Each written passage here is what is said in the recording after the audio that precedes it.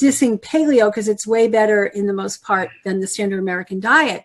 But that people take it like, oh, the meat is good, meat is more is better.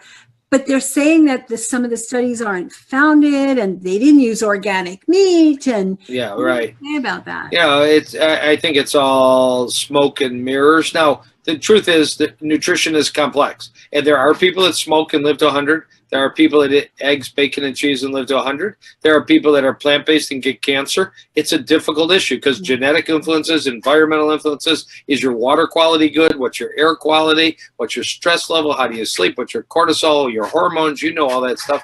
So nutrition is a major cog in the wheel.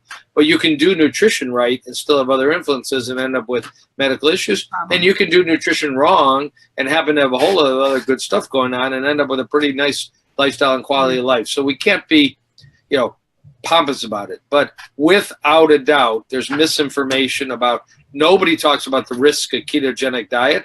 Ketogenic diet using animal products have scientific support for refractory epilepsy, but you listening today probably don't have refractory epilepsy, and it's a badass idea if you're trying to do it for diabetes or heart disease or weight. There's much better ways to do it with plants, because there's 7 studies that suggest long-term, low-carb, ketogenic diets increase your risk of dying. And once you're dead, you can't go back and eat again. So just read a blog I wrote a few weeks ago trying to parse that out very carefully and scientifically.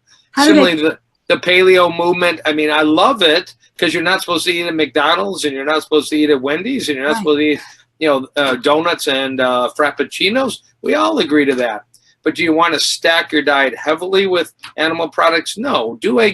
Do the original Lauren Cordain paleo diet if you're going to do it, because you read his first book. It was a pretty decent approach to clean eating. It wasn't plant-based, but it was plant-strong. All of a sudden, everybody's into butter in your coffee. Where was that in the caves of the paleo people? Right, exactly. You know, or this POP diet by Asim Malhotra, cardiologist in England.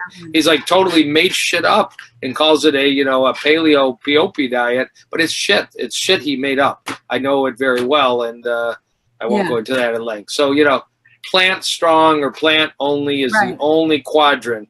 Whole food and plants will always get you down the road to health with a little good luck and a seatbelt and a bicycle helmet. That's a good thing too. I love what you said about Cordain, because I remember reading that. It's like, this is so far askew from, people are taking like, oh yeah, meat at every meal. That's not what paleos did. They ate a bison or whatever they had access to, a lion, whenever they found one, and then they ate plants.